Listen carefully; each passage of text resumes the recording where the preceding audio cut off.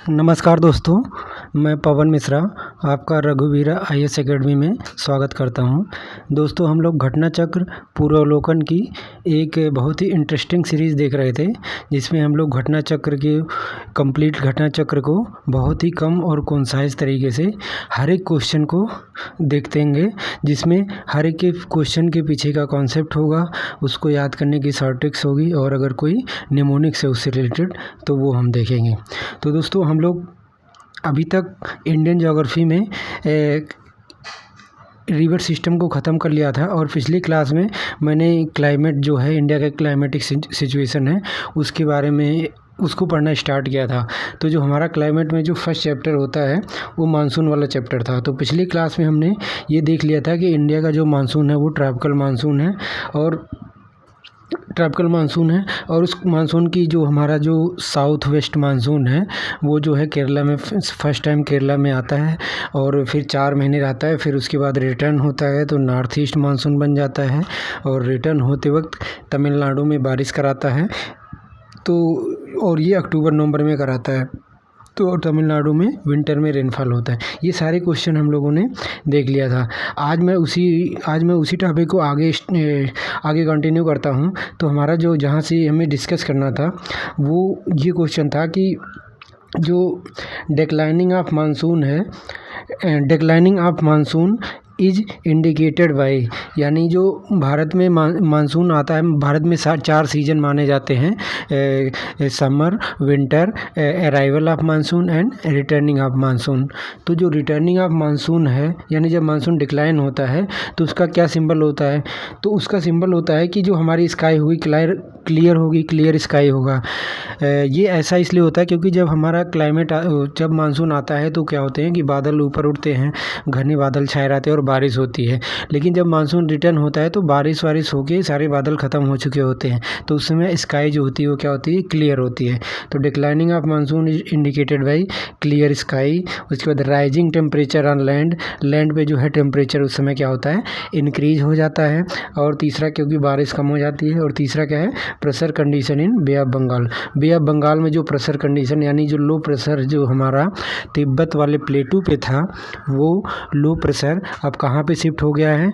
वो low pressure जो है वो अब शिफ्ट हो जाता है हमारा बे ऑफ बंगाल में। ठीक है, तो यहाँ तक हमने लोगों ने देख लिया था। तो अब हम आगे इसको स्टार्ट, ठीक है। तो यहाँ पे हमारे पास कुछ स्टेटमेंट्स दिए हैं जो करेक्ट स्टेटमेंट है। जैसे जो वेस्टर्लीज है, इंडिया में जो वेस्टर्लीज होती है वो क्या करती है? वो किन लैटिट्यूड्स के बीच में फ़्लो करती है, मतलब बहती है? दोस्तों, जो वेस्टर्लीज होती है ये एक परमानेंट विंड होती है। आपने नाम सुना होगा ट्रेड विंड का या ईस्टर्लीज का, ऐसे वेस्टर्लीज भी होता है। तो वेस्टर्लीज जो है वो 30 से 60 डिग्री, ठीक है, 30 से 60 degree northern and southern hemisphere में पाई जाती है। ठीक है, और ये वेस्ट डायरेक्शन में, इस डायरेक्शन में ऐसे चलती है। एक्चुअली ये हमारा अर्थ है, ये ट्रॉपिक ऑफ कैंसर है, ये इक्वेटर हो गया 0 डिग्री, ऊपर होता है ट्रॉपिक ऑफ कैंसर 23.5 डिग्री, नीचे होता है tropic of Capricorn 23.5 degree south. ठीक है, तो उसके बाद ऊपर जाओगे आप तो ये वाला जो क्षेत्र होता है 30 से 60 में, वो वेस्टर्ली का क्षेत्र होता है और इस क्षेत्र में हवाओं की डायरेक्शन कुछ ऐसी होती है। ठीक है, वेस्ट से आती हुई प्रतीत होती हैं, इसलिए इनका नाम वेस्टर्लीज होता है। तो ये 30 से 60 डिग्री नॉर्थ और साउथ में होती हैं। ठीक है, उसके बाद the moist air masses that cause winter rains in the north western region of India are part of westerlies. ठीक है, हम देखते हैं कि जो हमारा नॉर्थ इंडिया का क्षेत्र, जैसे दिल्ली हो गया, पंजाब हो गया, या ऊपर वाला क्षेत्र है, वहाँ पे विंटर में रेनफॉल होती है। तो उसको विंटर में जो रेनफॉल होती है उसका कारण जो होता है वो वेस्टर्न डिस्टर्बेंस होता है, जिसको हम लोग पश्चिमी विक्षोभ कहते हैं। वो क्या होता है कि वो मेडिटेरियन सी से चलती है वो हवाएं, और वो हवाएं क्या होती है, रास्ते में जो रेड सी पड़ता है और जो अरेबियन सी पड़ता है, वहाँ से वो क्या करती हैं? मॉइस्चर को उठाती हैं। ठीक है, और वो मॉइस्चर अपने साथ लेकर आती हैं। तो वही जो मॉइस्ट एयर मास है ये क्या करती है, फिर वो इंडिया में हिमालय के साइड में आती है और वहाँ से टकरा के बारिश कराती है ठंडे में। ठीक है, तो नॉर्थ वेस्ट रीजन में जो बारिश होती है मॉइस्ट एयर मासेस द्वारा, ये एक्चुअली में वेस्टर्लीज का पार्ट होती है। एक्चुअली में मेडिटेरियन सी सपोज करो कि ये है हमारा, ठीक है, तो यहाँ पे जो हवाएं होती हैं तो ये जो 30 से 60 में ही वेस्टर्लीज होती हैं, तो मेडिटेरियन सी इसी के बीच में लाई करता है। तो जब ये हवाएं उठती हैं तो वेस्टर्ली जो विंड होती है वो उनको इधर ढकेल के, इंडिया की तरफ ढकेल के, मतलब ऐसे ही उड़ती है इंडिया की तरफ ढकेल के इसको ऐसे ले जाता है। तो इसीलिए ये ऐसा माना जाता है कि ये इसी का क्या है, पार्ट है। ठीक है, उसके बाद है एज पर कोपेन्स क्लासिफिकेशन, जो कोपेन साइंटिस्ट थे जिन्होंने पूरे वर्ल्ड के क्लाइमेट का डिवीज़न किया था, उनके अनुसार अगर हम जो नॉर्थ ईस्ट इंडिया का क्लाइमेट देखें तो क्या है, climate of north east India is humid सब ट्रॉपिकल क्लाइमेट। ठीक है, ह्यूमिड सब tropical climate with dry winter. दोस्तों हमें पता है कि जो नॉर्थ इंडिया होता है या नॉर्थ ईस्ट इंडिया होता है, विंटर जो होता है वो ड्राई होता है नॉर्थ ईस्ट में, मतलब कि विंटर में रेनफॉल नहीं होता है। और ये हमें पता है कि ये सब ट्रॉपिकल रीजन में आता है। सब ट्रॉपिकल का मतलब क्या है कि ट्रॉपिक से थोड़ा सा ऊपर। हमें पता है कि जो 23.5 डिग्री नॉर्थ होता है या 23.5 डिग्री साउथ होता है, इसके बीच में होता है हमारा ट्रॉपिक वाला। तो इंडिया जो है वो तो सब ट्रॉपिकल दोनों में, और ह्यूमिड होता है। ह्यूमिड का मतलब वही होता है कि मॉइस्चर होते हैं एयर में। ठीक है, तो ये जो है ये एक्चुअल रीजन है। तो कोपेन के क्लासिफिकेशन के अनुसार नॉर्थ ईस्ट इंडिया का क्लाइमेट इसी टाइप का है। ठीक है, ये क्वेश्चन आ चुका है एक बार। उसके बाद है इंडियन ओशियन डाइपोल के बारे में। इंडियन ओशियन डाइपोल, जिसको हम लोग इंडियन नीनो भी कहते हैं, अल नीनो का की तरह ही होता है, इसको इंडियन नीनो कहा जाता है। इसके बारे में 2 स्टेटमेंट हैं। Indian Ocean dipole can influence in El Nino's impact on monsoon. Monsoon पे जो अल नीनो का इफ़ेक्ट होता है उसको इंडियन ओशियन डाइपोल भी क्या करता है, अफेक्ट करता है। दोस्तों इंडियन ओशियन डाइपोल में क्या होता है कि अरेबियन सी का जो वेस्टर्न कोस्ट है, वेस्ट और ईस्ट कोस्ट है, वो अल्टरनेटिवली गर्म होता है और उसके बाद ठंडा होता है। तो इससे जो है वहाँ का क्लाइमेट चेंज होता है, और अगर वहाँ का क्लाइमेट चेंज होगा तो वो इंडिया के मानसून, एल नीनो, इन सारी चीज़ों को भी क्या करता है, अफेक्ट करता है। ठीक है, दूसरा है कि जो oscillation of sea surface temperature in western Indian ocean becomes alternatively warmer then colder than the eastern part. तो इंडियन, मैंने वही बताया कि इंडियन ओशियन जो है, इंडियन सपोज करो कि ये हमारा इंडिया का मैप है, ये इंडियन ओशियन है। तो इंडियन ओशियन का जो वेस्ट और ईस्ट पार्ट होता है ये अल्टरनेटिवली क्या होता है कि वार्म होता है और कोल्ड होता है, और इसी फिनोमेना को ही इंडियन ओशियन डाइपोल कहा जाता है, और ये मानसून को अफेक्ट करता है। ठीक है, उसके बाद क्रोनोलॉजी ऑफ सीजन्स की अगर हम क्रोनोलॉजी देखें हिंदू कैलेंडर के अनुसार, तो क्या होता है, सबसे पहले स्प्रिंग आता है, यानी बसंत ऋतु आती है, स्प्रिंग। फिर आता है हमारा समर आता है। ठीक है, स्प्रिंग आता है, समर आता है, फिर रेनी सीजन आता है इंडिया में, जो हमारा जून से सितंबर तक होता है, और उसके बाद क्या होता है, ऑटमन होता है। तो हिंदू कैलेंडर के अनुसार जो सीजन है उनकी क्रोनोलॉजी ये है, spring, summer, rainy and ottoman, SSR है इसका निमोनिक्स है। ठीक है, यहाँ पे हमारा इंडियन क्लाइमेट देखो दोस्तों, इंडिया का जो क्लाइमेट है हमने पढ़ा था कि ट्रॉपिकल मानसून टाइप का क्लाइमेट है। ठीक है, उसके बाद मानसून, इसमें क्लाइमेट में बहुत ज़्यादा कुछ क्वेश्चन आता नहीं है। सिंपली एक्चुअली क्लाइमेट जो होता है वो क्लाइमेट से, रेनफॉल जो होता है वो क्लाइमेट का ही एक पार्ट होता है, मतलब उसी का एक कंपोनेंट होता है। तो ज़्यादातर क्वेश्चन रेनफॉल से आते हैं। ठीक है, बस उसमें वही है कि इंडिया का क्लाइमेट के बारे में पूछ लेता है किस टाइप का है, या पूछ लेता है विंटर में कहाँ पे बारिश होती है, जो हमने वो सारे क्वेश्चन पिछली क्लास में देखे थे। ठीक है, तो अब रेनफॉल, तो मैक्सिमम रेनफॉल इन इंडिया कहाँ से होता है, मानसून से। Maximum rainfall in India from monsoon, लगभग इंडिया का 90% बारिश जो होता है वो मानसून से होता है। ये कौन सा मानसून है, ये वही हमारा साउथ वेस्ट मानसून, ऐसे आता ना, तो ये साउथ वेस्ट डायरेक्शन होती है। ठीक है, तो साउथ वेस्ट मानसून से ही 90% बारिश होती है।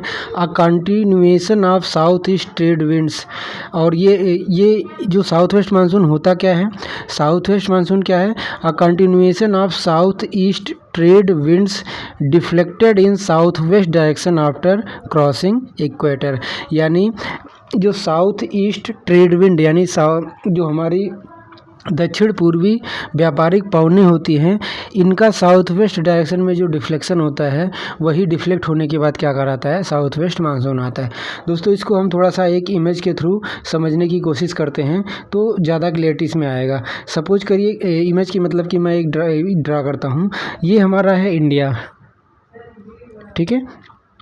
अब हमें पता है कि जो केरला पे साउथ वेस्ट मानसून ऐसे आता है, ठीक है, लेकिन हमारा जो इक्वेटर है 0 डिग्री है वो यहाँ पे कहीं पे है, तो हमें यहाँ पे पहले चलती है साउथ वेस्ट ट्रेड विंड चलती है ऐसे। साउथ वेस्ट जो आप यहाँ पे भी देखे रहे थे, साउथ वेस्ट ट्रेड विंड ऐसे चलती है यहाँ पे, लेकिन जैसे ही इक्वेटर को ये क्रॉस करती है तो इसकी डायरेक्शन ये हो जाती है कुछ ऐसे, और ये होता है कोरियोलिस फोर्स के कारण, ठीक है। तो कोरियोलिस फोर्स के कारण जो साउथ ईस्ट ट्रेड विंड है वो क्या हो जाती है, इंडिया में साउथ वेस्ट मानसून हो जाती है। ये इधर से आती है और इधर वाली ट्रेड विंड इधर आके इधर से आती है, जो हमारी नॉर्थ ईस्ट ट्रेड विंड है जो इधर से आ गई है, और तिब्बतन प्लेटू पे जो लो प्रेशर क्रिएट होता है जिसको हम लोग ITCZ कहते हैं, इंटर ट्रॉपिकल कन्वर्जेंस जोन, वहाँ पे आके ये दोनों ट्रेड विंड क्या होती है, कन्वर्ज करती हैं। तो यहाँ से हमने देख लिया कि जो एक्चुअल में हमारा जो साउथ वेस्ट मानसून है वो क्या है, साउथ ईस्ट ट्रेड विंड का क्या है, उसी का हाई पार्ट है। जब वो क्रॉस कर लेती है तो उसको साउथ ये कहा जाता है, साउथ वेस्ट मानसून कहा जाता है, ठीक है। उसके बाद है कि state which receives maximum rainfall due to north east monsoon. North east monsoon दोस्तों ये नॉर्थ है, नॉर्थ साउथ ईस्ट वेस्ट होता है, तो नॉर्थ ईस्ट ये होगा। तो यानी इधर से जो मानसून हमारी आती है ये, तो उसके द्वारा मैक्सिमम रेनफॉल कहाँ पे आता है। अभी हमने देखा था कि ये रेनफॉल है वो कहाँ पे होता है, पिछले क्लास में हमने देखा था तमिलनाडु में होता है, क्योंकि तमिलनाडु में जो बारिश होती है वो रिटर्निंग मानसून के कारण होती है, ना कि मतलब कि इनिशियल मानसून के कारण, मतलब कि जो मानसून जाती है। तो जो जाने वाली मानसून होती है उसको साउथ ईस्ट मानसून कहते हैं, और जो मानसून रिटर्न होती है 4 महीने बाद उसकी डायरेक्शन चूँकि नॉर्थ ईस्ट होती है तो इसीलिए उसको नॉर्थ ईस्ट मानसून कहा जाता है। तो तमिलनाडु में लौटते हुए मानसून के कारण वर्षा होती है, नॉर्थ ईस्ट मानसून के कारण वर्षा होती है, और इसीलिए तमिलनाडु में विंटर में रेनफॉल भी होता है, ठीक है। उसके बाद है हमारा कि इन 4 राज्यों में से वो राज्य कौन सा है जो highest average annual rainfall receive करता है। तो among Arunachal Pradesh, Sikkim, Kerala and Jammu and Kashmir, state with highest average annual rainfall कौन है, वो सिक्किम है, ठीक है। In all states Meghalaya receives highest average rainfall annual rainfall. ये हमें पता है कि मेघालय में ही चेरापूंजी था, मेघालय में ही माओसिनराम था।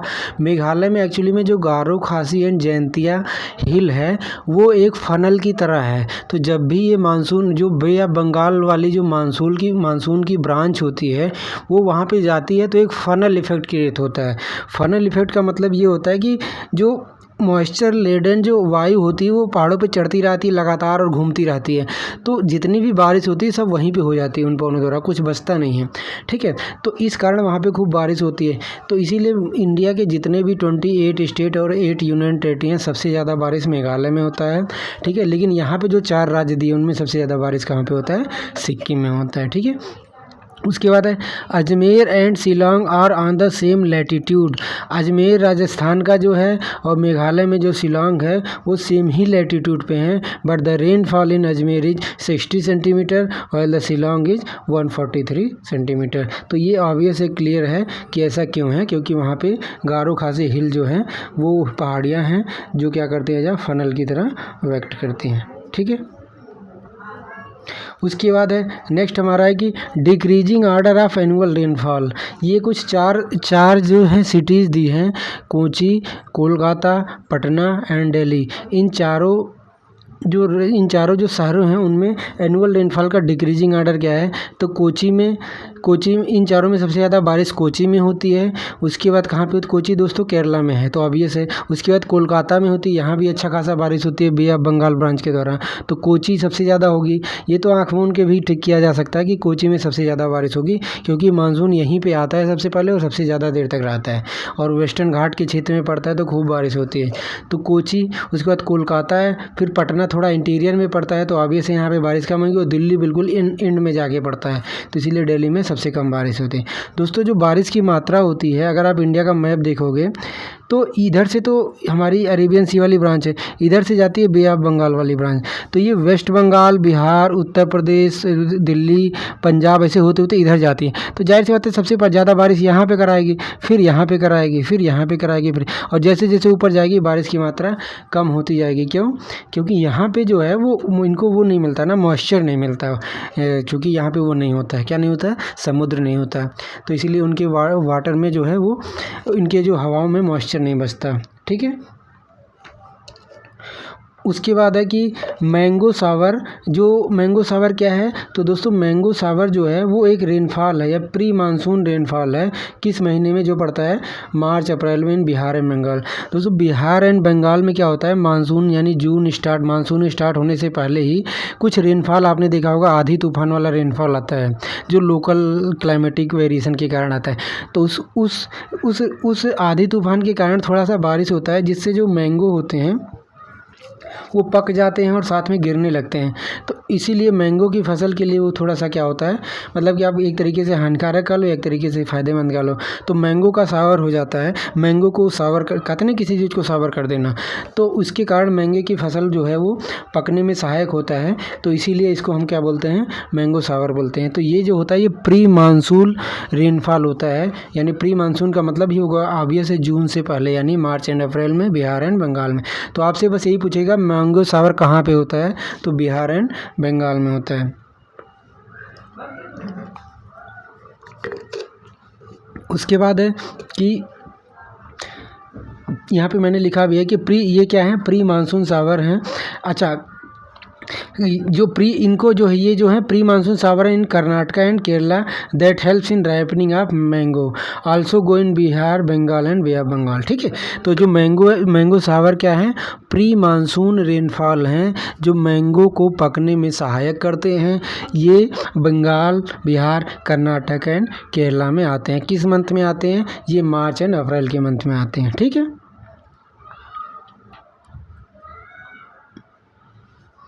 उसके बाद है हमारा कि एक बहुत ही इंपॉर्टेंट क्वेश्चन है, कई बार आया है, यूपी पीसीएस आरओ कई में रिपीट हुआ है कि ये 4 जो सिटीज़ दी हैं इसमें पूछ रहा है कि लीस्ट रेनफॉल कहाँ पे होता है, मतलब सबसे कम बारिश कहाँ पे होती है। तो लेह है, लेह है हमारा जम्मू कश्मीर वाला, लद्दाख वाला, एंड जैसलमेर है राजस्थान का, बीकानेर है राजस्थान का, एंड चेरापूंजी है। तो ऑब्वियस है चेरापूंजी में तो बहुत ज़्यादा बारिश होती है, तो इसको ऑप्शन को हटा दो। अब दोस्तों राजस्थान जो है वो हमारा 3rd डिजिट वाले एरिया में पड़ता है, जैसलमेर एंड बीकानेर, लेकिन यहाँ पे बारिश की मात्रा जो है वो लेह लद्दाख से ज़्यादा होती है। उसका कारण क्या है कि जो लेह लद्दाख है वो हिमालयन माउंटेन के रेन शैडो वाले रीजन में पड़ता है। तो हमें पता होगा रेन शैडो का मतलब क्या होता है कि सपोज करो ये माउंटेन ऐसे है, अब हवाएं ऐसे चली गई तो इस साइड में तो खूब बारिश करा देंगे, लेकिन जब ये दूसरे साइड पहुँचेंगी तो इनके सारे मॉइस्चर क्या होते हैं, ख़त्म हो चुके होते हैं। तो सारे मॉइस्चर ख़त्म होने के कारण दूसरे वाले हिस्से में बारिश नहीं करा पाती, तो इसीलिए उनको हम क्या बोलते हैं, रेन शैडो रीजन बोलते हैं। तो आप ये जान लो कि इंडिया में जो लेह वाला क्षेत्र है वहाँ पे सबसे कम बारिश होती है। ठीक है। तो लेह, और हम इसको याद ऐसे रख सकते हैं, लेह से एल और एल से लोवेस्ट। ठीक है। तो लेह लोवेस्ट, यहाँ पे लगभग 9.2 सेंटीमीटर ही बारिश होती है, जो कि अगर आप देखोगे तो बहुत ही कम बारिश है। जैसलमेर में तो 10, 12, 11, 13 सेंटीमीटर के आसपास बारिश होती है। ठीक है। उसके बाद है हमारा कि जो तमिलनाडु का चेन्नई है, Chennai receives lowest rainfall from south west monsoon. ये तो बार बार हम पढ़ते आ रहे हैं कि जो तमिलनाडु का चेन्नई है वो जो साउथ वेस्ट मानसून है उससे लोवेस्ट रेनफॉल रिसीव करता है। क्यों? उसका रीज़न क्या होता है? क्योंकि ज़्यादातर बारिश यहाँ पे किसके द्वारा होती है, नॉर्थ ईस्ट मानसून के द्वारा होती है, यानी विंटर सीजन में ही होती है। ठीक है। और एक्चुअली होता क्या है कि मैंने पिछली क्लास में बताया था कि जो ईस्टर्न घाट है तमिलनाडु वाला, वो जो बे ऑफ जो ये अरेबियन सी वाली ब्रांच है उसके पैरेलल पड़ता है। तो पैरेलल पड़ने के कारण जो हवाएं ऊपर उड़ती हैं तो वो पर्वतों में फंसती नहीं है। ठीक है। तो फंसने के कारण उनकी कूलिंग नहीं होती, फिर वो बारिश नहीं करा पाती, पैरेलली निकल जाती हैं। ठीक है। तो इसका ही रीज़न होता है। उसके बाद है हमारा कि Cherrapunji and Mawsynram located on Khasi hills in Meghalaya. दोस्तों हमें ये जनरली पता होता है कि सबसे ज़्यादा इंडिया में बारिश पहले चेरापूंजी में होती थी और अब माओ सिनराम में होती थी, और हम ये भी जानते हैं कि ये दोनों जो प्लेस है वो कहाँ पे हैं, मेघालय में है। लेकिन ये मेघालय में जो किस जगह पे है, तो ऑप्शन देता है गारो हिल्स, खासी हिल्स, जयंतिया हिल्स, या फिर कोई कार्बी एंगलांग प्लेटू को ये अदर ऑप्शन दे देगा। लेकिन हमें ये पता होना चाहिए कि जो चेरापूंजी या माओ सिनराम है वो कहाँ पे है, वो है खासी हिल्स में। ठीक है, खासी हिल इज खास फॉर बारिश। ठीक है, उसके बाद है highest rainfall in India occurs in, India में जो हाईएस्ट रेनफॉल है वो कहाँ पे होगा, तो इंडिया में जो हाईएस्ट रेनफॉल है वो वेस्टर्न घाट्स पे होता है, ईस्टर्न हिमालय में होता है एंड मेघालय में होता है। ऑब्वियस हाईएस्ट रेनफॉल का मतलब है यहाँ पे ग्रेटर देन 200 सेंटीमीटर, 200, 300, 400 ऐसे सेंटीमीटर की। तो जो हमारा इंडिया का ये वेस्टर्न घाट है, जैसे पौने यहाँ पे आती हैं तो पर्वत के सारे ऊपर रखने लगती है, तो ये वेस्टर्न घाट में खूब बारिश कराती हैं। उसके बाद जो बे ऑफ बंगाल वाली शाखा है वो नॉर्थ ईस्ट इंडिया में चला जाता है, यहाँ पे खूब बारिश कराता है। ठीक है, और मेघालय में तो अभी हमने देख ही लिया कि मेघालय में जो है वो खूब बारिश होता है। तो ये 3 क्षेत्र हैं इंडिया में जहाँ पे क्या होता है, हाईएस्ट रेनफॉल होता है। ठीक है, western ghat, eastern Himalaya and Meghalaya. ठीक है, उसके बाद है India has abundant rainfall but still regarded as the thirsty land due to, India में ढेर सारी मात्रा में बारिश होता है लेकिन फिर भी इंडिया को एक थ्रस्टी यानी प्यासा भूमि कहा जाता है, मतलब कि पानी की कमी वाला भूमि कहा जाता है। क्या कारण है उसका, देखो दोस्तों सबसे बड़ा कारण क्या होता है कि जो इंडिया में 90% बारिश अभी हमने देखा वो साउथ वेस्ट मानसून के कारण होता है। और ये जो मानसून है ये केवल एक पर्टिकुलर टाइम पे ही आता है, यानी 4 महीने के लिए आता है बस। तो 4 महीने तो लगातार बारिश होती रहती है। ठीक है, और बाकी टाइम पड़ जाता है सूखा। अगर यही पानी पूरे साल भर थोड़ा थोड़ा होता रहता है तो क्या होता है कि वाटर का कंजर्वेशन बहुत अच्छे से हो जाता है। क्यों, क्योंकि अब सपोज करो आपको एक दिन कहीं पे बारिश ढेर सारी होगी तो वो पानी सारा नालों के थ्रू बाकी समुद्र में पहुंच जाएगा। लेकिन अगर बारिश धीरे धीरे होती है तो वाटर का जो है वो पर्कुलेशन होता है, ज़मीन के अंदर, पृथ्वी के अंदर पेड़ों द्वारा और जो धरती जो मिट्टी उसके द्वारा पानी का अवशोषण होता रहता है धीरे धीरे, तो पानी को सूखने का समय मिलता है। लेकिन साउथ ईस्ट मानसून एकदम बिल्कुल आधी तूफान की तरह आता है, ढेर सारा बारिश एक समय में करवा देता है और फिर चला जाता है। इसी कारण आप देखते हो कि मानसून समय में नदियाँ बाढ़ जाती हैं, तो असम, बिहार, यूपी इन सब क्षेत्रों में ढेर सारा बाढ़ आता रहता है। ठीक है, तो उस पानी का यूटिलाइजेशन नहीं हो पाता। तो इंडिया को थ्रस्टी लैंड इसलिए कहते हैं क्योंकि the concentration of rainfall in few month only, 4 month ही केवल रेनफॉल होता है। दूसरा क्या है, रेन वाटर जो होता है उसका क्योंकि इवेपोरेशन होता है, क्योंकि गर्मी का समय होता है, धूप होता है, वाटर इवेपोरेट होके निकल जाती है। और तीसरा कारण क्या है, रैपिड रन ऑफ वाटर, यानी जो भी बारिश होती है वो नदियों के द्वारा क्या हो जाती है, उसका रन ऑफ हो जाता है, यानी समुद्र में चली जाती है। ठीक है, यानी उसका कंजर्वेशन नहीं हो पाता है एज अ ग्राउंड वाटर। अब यहाँ पे दूसरा क्या है कि दोस्तों इंडिया में जो रेनफॉल है वो यूनिफॉर्म नहीं है, यानी अलग अलग क्षेत्रों में अलग अलग मात्रा में रेनफॉल होती है। आपने देखा कि लेह में जो है वो 9 सेंटीमीटर की बारिश है। ठीक है, राजस्थान में देखोगे 20-30 सेंटीमीटर की बारिश है। वहीं मेघालय में देखोगे तो 400 सेंटीमीटर बारिश है। केरला में देखोगे तो 200 सेंटीमीटर बारिश है। तो इंडिया में हर क्षेत्र में अलग अलग मात्रा में बारिश होती है। लेकिन अगर हम एवरेज एनुअल रेनफॉल इंडिया का देखें तो वो कितना है हमारा, 110 सेंटीमीटर, 110। ठीक है, most cost effective water management strategy in India, अगर हम इंडिया के लिए जो वाटर को मैनेजमेंट करने के लिए यानी वाटर को कंजर्व या स्टोर करने के लिए सबसे ज़्यादा इफेक्टिव वाटर मैनेजमेंट तकनीकी देखें तो वो कौन सा है हमारा, वो रेन वाटर हार्वेस्टिंग है। दोस्तों उसका रीज़न क्या है, देखो एक्चुअली में क्या है, इंडिया का 40 से 42% एरिया जो है वो एलुवियल सॉइल है, यानी दोमट मिट्टी वाला सॉइल है। ठीक है, बाकी के साउथ इंडिया में भी जो नदियों के किनारे डेल्टा है वहाँ पे भी लोमी सॉइल पाया जाता है, मतलब कि ठीक है एलुवियल सॉइल पाया जाता है। तो अगर हम इंडिया में रेन वाटर का और बाकी एरिया में क्या, पेनिनसुलर इंडिया में रॉक जो है तो वो हार्ड होते हैं, तो वहाँ पे वाटर बहुत अच्छे से नहीं जा पाता। तो अगर हमें इंडिया में पानी को स्टोर करना है तो हमें क्या करना पड़ेगा, क्योंकि हमारे यहाँ नदियों की जाल है और नदियों में अगर पानी होगा तो वो पानी धीरे धीरे समुद्र में चला जाता है। तो उसको स्टोर करने का सबसे बढ़िया तरीका इंडिया में क्या हो सकता है, रेन वाटर हार्वेस्टिंग करें, यानी जो भी बारिश हो रहा है उसको किसी पाइप के थ्रू मतलब किसी टैंक में कलेक्ट करके ज़मीन के अंदर डाल दिया जाए। आप देखते हो गया तमिलनाडु ने जो है वो रेन वाटर हार्वेस्टिंग को मैंडेटरी कर रखा है अपने इस राज्य में, ठीक है।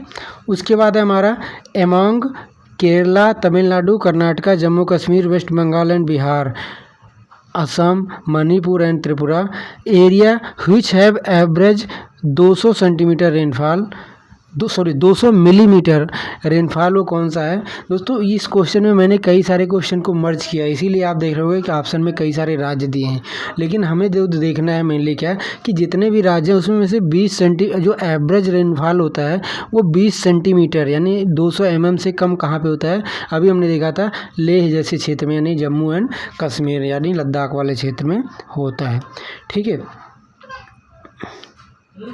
North part of Zanskar range in Jammu Kashmir and western part of Rajasthan, ये होता है एक्चुअली राजस्थान में जो अरावली हिल्स है उसके इधर जो थार डेजर्ट है उस वाले क्षेत्र में 200 सेंटीमीटर के आसपास बारिश होती है। बाकी वो जो हमने देखा था कि जास्कर वाला जो क्षेत्र है हिमालय का या ग्रेट हिमालय के उस पार जो है लद्दाख वाला लेह लद्दाख वाला क्षेत्र वो जो है रेन शैडो रीजन में आता है, तो इस कारण वहाँ पर भी क्या होती है, वहाँ पर भी ढेर सारी मतलब बहुत कम मात्रा में बारिश होती है, लगभग 20 सेंटीमीटर की बारिश होती है, ठीक है। उसके बाद एक क्वेश्चन है कि एज पर IMD यानी Indian meteorological department rainy day का मतलब क्या होता है इंडिया में रेनी डे का मतलब होता है कि जो रेनफॉल होगा वो 2.5 मिलीमीटर से मतलब कि ज़्यादा हो एक दिन में यानी 24 आवर में। तो अगर किसी स्थान पे 24 आवर में 2.5 मिलीमीटर से ज़्यादा बारिश होती है तो IMD के अनुसार वो क्षेत्र मतलब उस जगह के लिए वो दिन क्या हो जाएगा, रेनी डे यानी बारिश का दिन हो जाएगा। अब यहाँ पे एक बहुत ही खूबसूरत क्वेश्चन दिया है एसर्शन एंड रीजनिंग में। एसर्शन क्या है, the monsoonal rainfall decreases as one goes toward the west and north east in Ganga basin. आप हमें गंगा यानी ये जो यूपी बिहार झारखंड पंजाब वाला क्षेत्र है मतलब इस साइड वाला क्षेत्र है, इस क्षेत्र में जो मानसून का रेनफॉल है वो क्या होता है, डिक्रीज होता है। Goes the monsoonal rainfall decreases as one goes toward the west and north west. Simple सी बात है, हम इन क्षेत्रों में जो बारिश होती है वो बे ऑफ बंगाल के द्वारा होती है। तो बे ऑफ बंगाल जो है वेस्ट बंगाल से स्टार्ट होता है, तो सबसे ज़्यादा बारिश वेस्ट बंगाल में कराएगा। उसके बाद ये आता है बिहार में, तो बिहार में उससे कम पानी होगा। फिर आएगा ये यूपी में उससे कम पानी होगा। तो जो पानी की मात्रा होती है वो घटती जाएगी ऑब्वियस है, क्योंकि समुद्र से दूरी घटती जा रही है। तो फर्स्ट स्टेटमेंट हमारा सही है। दूसरा क्या है, रीजनिंग क्या दे रहा है कि the moisture bearing monsoon winds go higher as one in the Ganga basin, यानी मॉइस्चर को रखने वाली जो हवाएं होती हैं जैसे जैसे हम ऊपर की तरफ जाते हैं वो क्या होती है, ऊपर की तरफ जाती है। तो ऊपर की तरफ जाती हैं तो वो ऊपर की तरफ इसीलिए जाते हैं क्योंकि उनका जो मॉइस्चर है वो क्या होता है, हल्का होता जाता है, इसलिए उनके रेनफॉल की मात्रा क्या होती जाती है, कम होती जाती है। तो ये दोनों स्टेटमेंट सही हैं and R is the correct explanation of A, ठीक है। उसके बाद है इंडियन रिवर सिस्टम का वाटर डिवाइड क्या है, वेस्टर्न घाट है। आप वेस्टर्न घाट को देखोगे कुछ ऐसे, इसके जो है इसके इधर जो हमारी गंगा यमुना चलती है, इधर जो है चंबल वंबल चलती है, इधर कृष्णा गोदावरी कावेरी चलती हैं और इधर अपनी ईस्ट वाली नदियाँ चलती हैं। तो इंडिया का जो वाटर डिवाइड है दोस्तों, वाटर डिवाइड का मतलब ये होता है वो हाईलैंड का एरिया जिसके दोनों साइड में नदियाँ होती हैं, मतलब कि जो नदियों के डिवीज़न का काम करता है। मतलब उसके एक साइड में दूसरे नदियों का ग्रुप होगा, उधर दूसरी नदियों का ग्रुप होगा और नदियाँ जो हैं उसको क्रॉस नहीं कर पाती हैं, ठीक है। उसके बाद एक करेक्ट मैच का क्वेश्चन दिया है कि कुछ क्लाइमेटिक कंडीशंस दिया है और कुछ उसका रीजन दिया है। जैसे Chennai is warmer than Kolkata, तो इसका क्या कारण है। जो चेन्नई है वो कोलकाता से गर्म क्यों है, सिंपल सी बात है, चेन्नई तमिलनाडु में है, कोलकाता वेस्ट बंगाल में है। तो जो लैटीट्यूड है वो चेन्नई इक्वेटर के पास है, तो इक्वेटर पे सीधे धूप पड़ती है, तो जो स्थान इक्वेटर के पास होगा वो ज़्यादा गर्म होगा। तो चेन्नई इसीलिए वार्मर होता है क्योंकि वो इक्वेटर के पास होता है, यानी उसका लैटीट्यूड जो है वो उसका रीजन है, ठीक है। उसके बाद क्या है कि स्नोफॉल इन हिमालय में स्नोफॉल कहाँ पे हो, उसका क्या कारण है, उसका कारण अल्टीट्यूड है। सिंपली बात है, जैसे जैसे हम ऊपर जाते हैं हवाएं ठंडी होती जाती हैं, ठीक है, तो वो क्या होता है वहाँ पे स्नोफॉल क्रिएट होने लगता है, ठीक है। तीसरा क्या है कि rainfall decreases from west Bengal to Punjab. ये सिंपल सी बात है, हम बार बार पढ़ रहे हैं कि जो बे ऑफ बंगाल वाली जो साइट है बे ऑफ बंगाल वाले बे ऑफ बंगाल वाला जो क्षेत्र होता है, वहाँ से जो बे ऑफ बंगाल वाले जो मानसून की ब्रांच होती है इंटर करती है और सबसे ज़्यादा बारिश बंगाल में कराती है, ठीक है। फिर बिहार में कराती है, फिर यूपी में कराती है, फिर पंजाब में कराएगी, दिल्ली में, फिर पंजाब में। तो इसकी जो मात्रा होती है वो क्या होती जाएगी, कम होती जाएगी, ठीक है। तो वही ये बोल रहा है कि rainfall decreases from west Bengal to Punjab. और इसका कारण क्या है, क्योंकि सी से जो डिस्टेंस है वो दूर होता जाता है। तो जैसे जैसे सी से दूर हो जाएंगे मॉइस्चर की सप्लाई क्या हो जाएगी, कम हो जाएगी, तो इसीलिए बारिश कम हो जाएगा। उसके बाद है Sutlej Ganga plain gets some rain in winter. जो सतलुज गंगा प्लेन है उसको विंटर में कुछ रेनफॉल क्यों मिलता है, अभी हमने पढ़ा था कि पंजाब, दिल्ली और जो भी पंजाब इस वाले क्षेत्र उसमें वेस्टर्न डिस्टर्बेंस के कारण विंटर में रेन होता है, ठीक है। पश्चिमी विक्षोभ, और पश्चिमी विक्षोभ क्या है, पश्चिमी विक्षोभ कुछ नहीं है, मेडिटेरियन सी में उठने वाली हवाएं हैं जिसको वेस्टर्लीज जो है वो बहा के हिमालय की तरफ ले आती है। हिमालय में जैसे ये आते हैं तो ऊपर चढ़ना स्टार्ट करती हैं, हवाएं कोल्ड होती हैं और फिर बारिश स्टार्ट हो जाता है, ठीक है। और ये जो वेस्टर्न डिस्टर्बेंस है ये गेहूं की फसल के लिए बहुत ज़्यादा अच्छा होता है। क्यों, क्योंकि ये जब बारिश होती है तो उसी समय पंजाब, हरियाणा जैसे क्षेत्रों में या वेस्टर्न यूपी जैसे क्षेत्रों में बारिश गेहूं को सींचने की ज़रूरत पड़ती है, तो वो काम बारिश के अच्छा से कर देती है, ठीक है। उसके बाद एक क्वेश्चन है कि inland waterways are not well developed in India.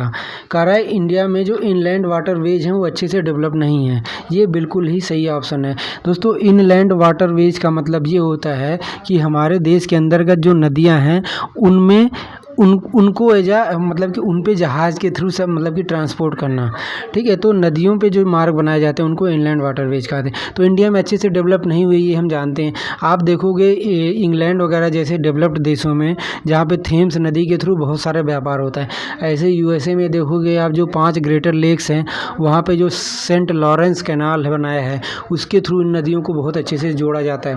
तो इंडिया में जो है नदियों के द्वारा जो ट्रांसपोर्टेशन है बहुत कम डेवलप है, ये तो बिल्कुल सही बात है। तो असर्शन तो सही है। दूसरा कारण क्या बता रहा है कि most part of India receive rainfall only in 4 month. ये भी सही है। क्यों, देखो इंडिया में जो हमने पढ़ा था कि जो हिमालयन रिवर सिस्टम है वहाँ पे जो पानी का स्रोत है वो एक तो ग्लेशियर का मेल्टिंग है और दूसरा क्या है, मानसून जो के कारण जो बारिश होती है वो पानी नदियों में चला जाता है। तो अब ट्रांसपोर्ट करने के लिए जो नदियाँ होती हैं उन नदियों में पानी की मात्रा अच्छा होना चाहिए, तभी तो उन पे शिप चल पाएगा, उन पे जहाज़ चल पाएगा। तो अब इंडियन के नदियों में जो पानी होता है बहुत कम होता है, और हिमालयन नदियों में तो पानी तो फिर भी थोड़ी बहुत मात्रा में होता है, गंगा, यमुना, ब्रह्मपुत्र और उसकी सहायक नदियों में। लेकिन जो पेनिनसुलर रीजन की नदियाँ होती हैं उनके तो पानी का स्रोत ही होता है मानसून, तो वो तो 4 महीने ही रहता है, बाकी के टाइम पे इनमें पानी की कमी होती है। इसी के कारण इनलैंड वाटरवे इन पे डेवलप नहीं हो पाता, क्योंकि जहाज़ को चलाने के लिए पानी की गहराई चाहिए ना, जहाज बालू पे तो चलेगा नहीं।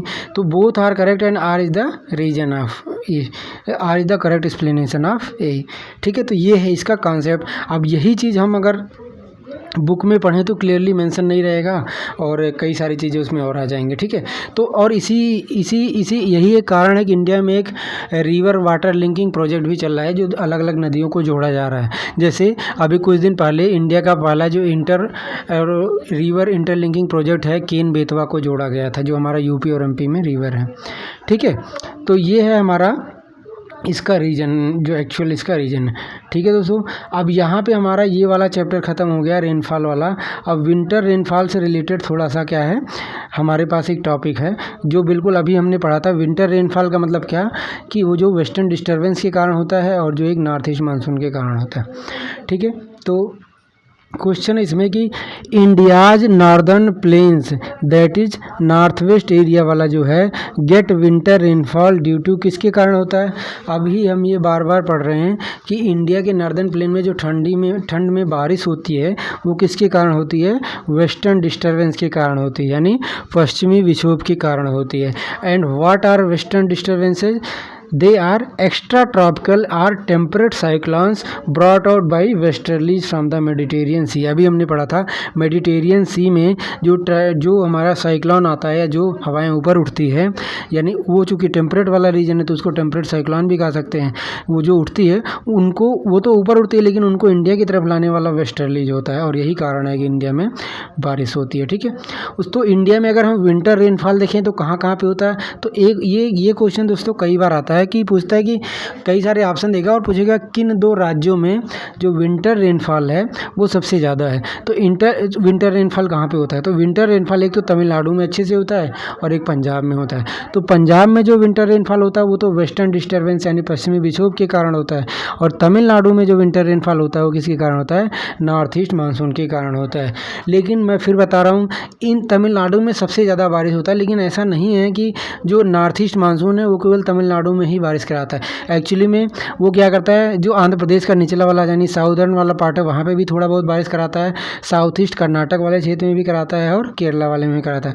तो पता चले कल को अगर ये ऑप्शन में दिया है तो आप कह दो कि नहीं नहीं ये गलत है, बारिश यहाँ भी होती है लेकिन थोड़ी मात्रा में होती है। ठीक है, उसके बाद है हमारा एक क्वेश्चन है कि northern plains of India receive some rainfall in winter. बिल्कुल सही है, एसर्शन दिया है कि इंडिया का जो नॉर्दर्न प्लेन है यानी पंजाब दिल्ली वाला क्षेत्र है और वेस्टर्न यूपी वाला, वहाँ पे विंटर में कुछ बारिश होती है। बिल्कुल सही है, वेस्टर्न डिस्टर्बेंस के कारण बारिश होती है। रीजन क्या दे रहा है कि north east monsoon is active in winter.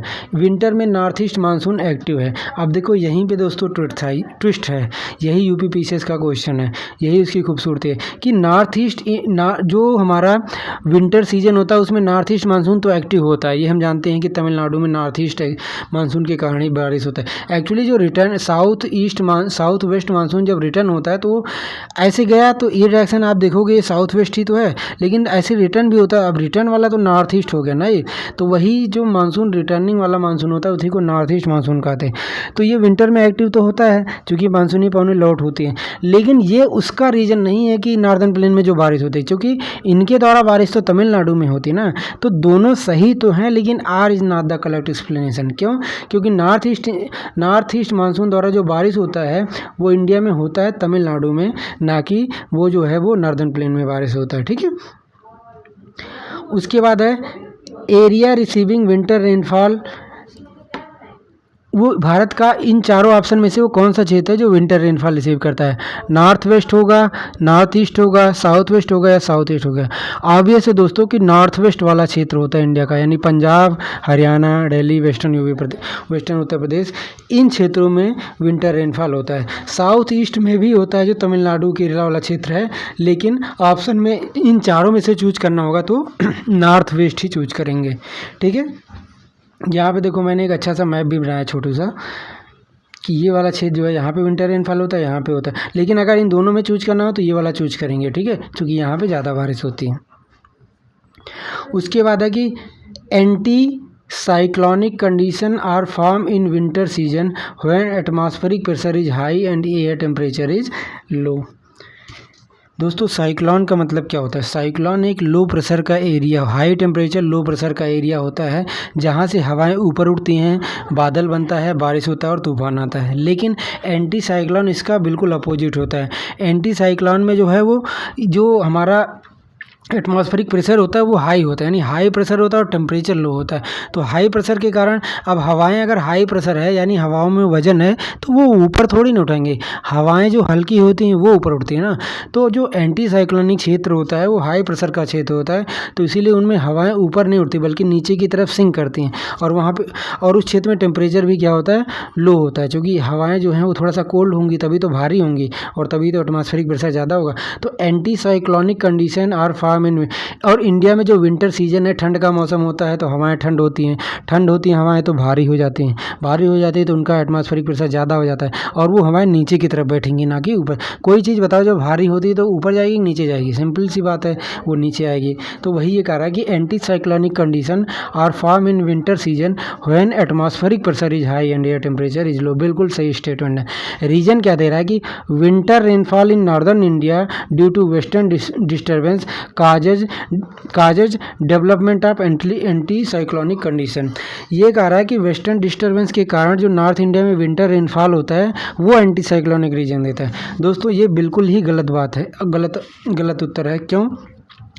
क्योंकि जो एंटी साइक्लोनिक कंडीशन होता है उसका हाई प्रेशर से क्षेत्र होता है, और हाई प्रेशर का क्षेत्र बिल्कुल शांत एरिया होता है, बारिश बिल्कुल होती नहीं, स्काई जो होती है वो क्लियर होती है। अभी हमने पढ़ा था ये एक एंटी साइक्लोनिक कंडीशन होती है, मतलब कि जब मानसून रिटर्न होता है उस टाइप की कंडीशन है।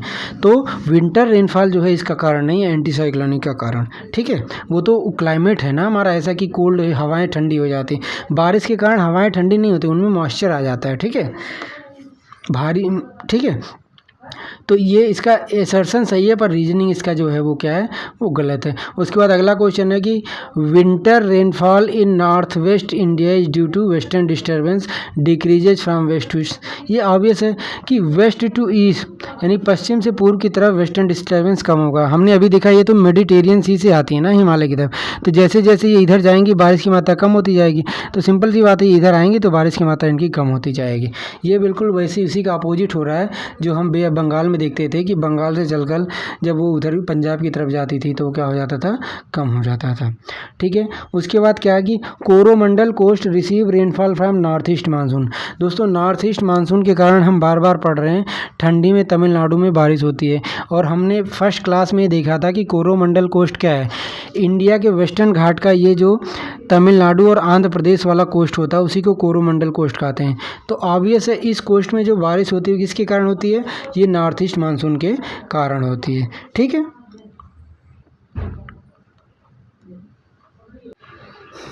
उसके बाद अब हमारा जो अगला चैप्टर आता है वो आता है हमारा नेचुरल डिजास्टर का। ठीक है, तो इसमें ज़्यादा क्वेश्चन आते नहीं हैं, कुछ कुछ आपदाएं होती हैं। दोस्तों नेचुरल डिजास्टर को पहले हम समझ लेते हैं होता क्या है। जो प्रकृति के द्वारा जो कोई भी ऐसी घटना, नेचर के द्वारा कोई भी एक ऐसी घटना जिससे बहुत ज़्यादा जो है वो जिससे बहुत ज़्यादा जान माल की हानि हो, और जो मनुष्य की कैपेसिटी से बाहर हो, मतलब जिसको मनुष्य रोक नहीं सकता, और जो प्रकृति के द्वारा बनती है उसको क्या बोला जाता है, नेचुरल डिजास्टर बोला जाता है। डिजास्टर का मतलब ये होता है आपदा मतलब कोई भी एक ऐसी घटना जिससे बहुत ज़्यादा जान माल की हानि हो और लोगों के लिए वो सहनीय ना हो पाए, मतलब बहुत ज़्यादा टफ हो सहन करना। और नेचुरल मतलब प्रकृति के द्वारा लाई गई। ऐसे ही एक एंथ्रोपोजेनिक डिजास्टर हो सकता है, यानी मानव निर्मित डिजास्टर हो सकता है जो मनुष्य क्रिएट करता है, जैसे परमाणु बम फोड़ के, या फिर कोई ऐसा डैम बना दिया जिसके कारण क्या हुआ कि बाढ़ आ गया क्षेत्रों में। ठीक है, तो नेचुरल डिजास्टर ये होते हैं। ठीक है, जैसे साइक्लोन आता है हमारे यहाँ, बाढ़ आता है और सूखा पड़ता है, हीट वेव आता है, ठीक है, सुनामी आती है, वॉल्केनो होता है, ये सब आते हैं नेचुरल डिजास्टर में। ठीक है, तो अब हमारा जो क्वेश्चन है वो क्या है कि ये क्वेश्चन कई बार आता है कि जो हमारी 2004 में सुनामी आई थी, 2004 में जो सुनामी आई थी उसके कारण जो है वो सबसे ज़्यादा हाईएस्ट जो है वो अफेक्टेड क्षेत्र कौन सा था, तो worst affected coast of India due to 2004 tsunami, वो कौन सा था, वो था कोरोमंडल कोस्ट। दोस्तों हमें पता है कि जो सुनामी थी वो कहाँ पे हमारी आई थी, इंडोनेशिया वाले क्षेत्र में आई थी। ठीक है, तो जाहिर सी बात है इंडिया के ये जो कोरोमंडल कोस्ट है इसी में सुनामी का इफेक्ट आएगा। तो सबसे ज़्यादा इफेक्ट जो वर्स्ट अफेक्टेड क्षेत्र कौन था, वो कोरोमंडल कोस्ट था। उसके बाद tsunami early warning centre India में कहाँ पर लगाया गया है, यानी जब सुनामी आएगी तो उसके कारण जो सुनामी आने से पहले उसके बारे में चेतावनी दे देना, इसके लिए जो सेंटर लगाया गया है वो कहाँ पे लगाया गया है, वो हैदराबाद में लगाया गया है। क्यों, क्योंकि हैदराबाद में ही इनक्वाइस का हेडक्वार्टर है। इंडियन नेशनल जो इंडिया का जो हमारा वो नहीं है जहाँ पे हम लोग स्टडी करते हैं पोलर से रिलेटेड या फिर अर्थ से रिलेटेड, ये आता है, ये जो संस्था है इनक्वाइस ये आती है मिनिस्ट्री ऑफ अर्थ साइंस में। ठीक है, और इसका काम होता है आपदाओं के बारे में सूचना जारी करना, मतलब उनके बारे में जानकारी इकट्ठा करना। ठीक है, ये सारी चीज़ें। तो सुनामी वार्निंग सेंटर है वो इंडिया में कहाँ पर है, हैदराबाद में। दोस्तों सुनामी का मतलब क्या होता है, सुनामी जैसे हम पढ़ते हैं कि जब कभी भी जैसे जो अर्थक्वेक है वो दो जगह आ सकता है, या तो एक लैंड के सरफेस पे आ सकता है या तो एक ओशियन के सरफेस पे आता है। और अर्थक्वेक आता कब है, जब दो प्लेटों के बीच में एक मोशन होता है तो उसके कारण एक एनर्जी रिलीज होती है जिसके कारण कंपन होता है, और उन्हीं कंपन को हम लोग भूकंप कहते हैं। तो यही भूकंप जब समुद्र के अंदर वाले प्लेट पे नहीं, समुद्र के स्थल पे आता है तो उस एनर्जी और उस वाइब्रेशन के कारण ढेर सारा पानी क्या होता है, ऊपर उठ जाता है। सपोज करो यहाँ पे वाटर था ऐसे, यहाँ पे अर्थक्वेक आया है, तो यहाँ के कारण यहाँ का जो पानी है ना सारा बटुर के इसके ऊपर उड़ जाएगा। तो ये पानी जब ऊपर उड़ जाएगा तो ये वाला पानी देखो खींच के ऊपर जा रहा है, तो इससे कोस्ट जो हमारा कोस्ट है यानी जो समुद्र का तल होता है वहाँ से पानी खींच के ऊपर उठ जाता है। ठीक है, उसके बाद अब जब ये नीचे झुकेगा ना तब ये चला जाएगा बिल्कुल पूरा देश शहरों में घुस जाएगा, कोस्ट को चीरते हुए पूरा शहरों में घुस जाएगा। तो एक्चुअली ये पानी पहले ऊपर उठता है फिर ऐसे जाता है। तो जब ये ऊपर उठ रहा होता है ना, यानी जब ये पानी उठ रहा है तो कोस्ट से पानी जो है वो खींचा जाता है कहाँ की तरफ, जहाँ पे वो भूकंप आया है यानी जहाँ पे सुनामी वेव्स जनरेट हुई हैं। तो जो अर्ली वार्निंग सिस्टम है वो जब ये पानी उठ रहा होता है ना तभी देख के और वो क्या कर देती हैं, वार्निंग भेज देती हैं कि कोस्ट से पानी कम हो रहा है, तो अब यानी ये सुनामी आने वाला है। जैसे ऐसा बोला जाता है कि जब 2004 में सुनामी आया था तो जब हमारा जो चेन्नई वाला कोस्ट है वहाँ से क्या हो गया था कि पानी बिल्कुल ख़त्म सा हो गया था, बिल्कुल पानी जो है कोस्ट से जहाँ पे पानी पहले आता था वहाँ पानी उससे करीब 500-200 मीटर तक पानी ही नहीं, मतलब बिल्कुल पानी खाली हो गया था क्योंकि सारा पानी उधर ऊपर चढ़ने चला गया था। उसके बाद जब वो पानी का जो पानी का गुबार है जब ये नीचे आता है ना तब ये बहुत तेज़ से पानी जाता है और फिर बिल्कुल जो कोस्ट है उससे कई किलोमीटर आगे तक चला जाता है और जो शहर वार बसे होते हैं उनको पूरा डुबो देता है। तो ये जो हमें हमारा ये जो सुनामी है ये क्या होता है, अर्थक्वेक, ये सुनामी वेव्स होते हैं, जो वेव्स जो हैं वो अर्थक्वेक के कारण जनरेट होते हैं ओशियन में। ठीक है, उसके बाद IMD का हेडक्वार्टर कहाँ पे है, इंडियन मेट्रोलॉजिकल डिपार्टमेंट का जो हेडक्वार्टर है वो न्यू दिल्ली में है। इंडियन मेट्रोलॉजिकल डिपार्टमेंट का जो हेडक्वार्टर है ये जो है एक्चुअली 1875 में इस्टेब्लिश किया गया था और जब ये बना था तो कलकत्ता में बना था। जाहिर सी बात है उस समय ब्रिटिश जो थे उनका जो है मेन हब सेंटर कौन था, कलकत्ता ही था, तो कलकत्ता में ही इन्होंने इनका हेडक्वार्टर बनाया था। उसके बाद शिमला में शिफ्ट हुआ, कई जगह शिफ्ट होने के बाद आज जो इंडियन मेट्रोलॉजिकल डिपार्टमेंट का हेडक्वार्टर है वो कहाँ पे है, न्यू दिल्ली में है। ठीक है, उसके बाद यहाँ पे क्या है कि करेक्ट मैच निकाला है कि कुछ नेचुरल हैजार्ड्स हैं और कुछ रीजन्स हैं। जैसे हमारा जो है ये, तो यहाँ पे कुछ हमारे नेचुरल हैजार्ड दिए गए हैं और यहाँ पे कुछ रीजन दिए गए, जैसे बाढ़। तो बाढ़ इंडिया में कहाँ पे आती है, बार उत्तर प्रदेश और बिहार के प्लेन में आती है। क्यों? क्योंकि यहाँ पे गंगा और उसकी सहायक नदियाँ ढेर सारा पानी लेकर आती हैं। जैसे गंगा की एक सहायक नदी है कोसी नदी, जिसको सारो ऑफ बिहार कहा जाता है। क्यों? क्योंकि बिहार में ढेर सारा बाढ़ लेके आती है। उसके बाद अर्थक्वेक किस क्षेत्र में पाया जाता है, तो अर्थक्वेक जो है वो कहाँ पे पाया जाता है, हिमालय के फुटहिल वाले क्षेत्र में। हिमालय के फुटहिल वाले क्षेत्र में क्या पाया जाता है, अर्थक्वेक पाया जाता है। ठीक है, उसके बाद ड्राट्स यानी जो है सूखा है वो कहाँ पे होता है, तो दोस्तों सूखा जो है वो रेन शैडो एरिया में मिलेगा या पूरे इंटीरियर यानी आंतरिक क्षेत्र में मिलेगा, क्योंकि वहीं पे ही बारिश नहीं पहुँच पाती, बारिश नहीं हो पाती। तो जैसे मिड ईस्टर्न जो रीजन है और जो वेस्ट एंड सेंट्रल इंडिया है वहाँ पे क्या होता है, ड्रॉट आता है। मिड ईस्टर्न रीजन का मतलब ये होता है कि ये जो हमारा ये वाला क्षेत्र है, जैसे छत्तीसगढ़ वाला क्षेत्र हो गया या फिर जो हमारा MP हो गया, MP का जो ईस्ट पार्ट हो गया, मतलब वो क्षेत्र जो रेन शैडो क्षेत्र में आते हैं जहाँ पे बारिश नहीं हो पाती। ठीक है, उसके बाद साइक्लोन इंडिया में हमें पता है साइक्लोन ज़्यादातर बे ऑफ बंगाल में आते हैं। तो बे ऑफ बंगाल में और वो जो कोस्टल एरिया होंगे और कोस्टल एरिया के आसपास आते हैं, तो ज़्यादातर साइक्लोन कहाँ पे आते हैं, नॉर्दर्न उड़ीसा में आते हैं, झारखंड में आते हैं। उसके बाद है हमारा सुनामी है। तो सुनामी कहाँ पे आता है, सुनामी जो है इंडिया में कहाँ पे आएगा, सिंपल सी बात है कि सुनामी जो है वो कोस्टल क्षेत्र में आएगा और साउदर्न कोस्टल क्षेत्र में ही आएगा। ठीक है, जैसे हमारा जो हमने अभी देखा था कि जो सुनामी 2004 में आई थी वो कहाँ पे आई थी, वो आई थी हमारी कोरोमंडल कोस्ट पे, जो कि तमिलनाडु वाला क्षेत्र है। ठीक है, उसके बाद है कि factor of tropical cyclone in month of May, जो मई के मंथ में जो ट्रॉपिकल साइक्लोन आता है उसके क्या क्या कारण होते हैं, तो उसका सबसे मेन कारण क्या होता है, लोकल टेम्परेचर वेरिएशन। ठीक है, यानी अनइवन टेम्परेचर। अनइवन टेम्परेचर का मतलब दोस्तों ये है कि जो सी सरफेस का टेम्परेचर होता है और जो लैंड का टेम्परेचर होता है उन दोनों में वेरिएशन आ जाता है। तो इसके कारण क्योंकि सरफेस का टेम्परेचर सी के ज़्यादा हो जाता है तो वहाँ से जो पौने जो हैं वो भाप बन के ऊपर उठती हैं और फिर वो उसके बाद स्टर्लीज के इफेक्ट में वो कोस्ट की तरफ का ढकेल दी जाती हैं, तो उसके कारण आ जाता है हमारा साइक्लोन। और कोरियालिस 4 के कारण वो बिल्कुल राउंड का चक्कर लेने लगती हैं। ठीक है, तो ये है हमारा, ये रीजन है हमारा कि ट्रॉपिकल साइक्लोन का मेन रीजन क्या है, लोकल टेम्परेचर वेरिएशन। ठीक है, उसके बाद है कि cyclone of bay of Bengal. Bay of Bengal में साइक्लोन आता किस मंथ में है? तो देखो मई में जो साइक्लोन आता है, मई में जो साइक्लोन आता है उसका कारण दूसरा होता है, और जो अक्टूबर और नवंबर में साइक्लोन आता है उसका कारण दूसरा होता है। तो जो हमारा बे ऑफ बंगाल है, यहाँ पे जो साइक्लोन आता है वो जनरली अक्टूबर और नवंबर में आता है।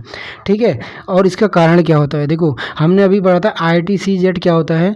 ITCZ वो स्थान होता है, लो एटमॉस्फेरिक प्रेशर का वो स्थान होता है जहाँ पे जो ट्रेड विंड्स हैं, यानी जो हमारी नॉर्थ ईस्ट ट्रेड विंड है और जो साउथ ईस्ट ट्रेड विंड है ये आपस में आके मिलती हैं।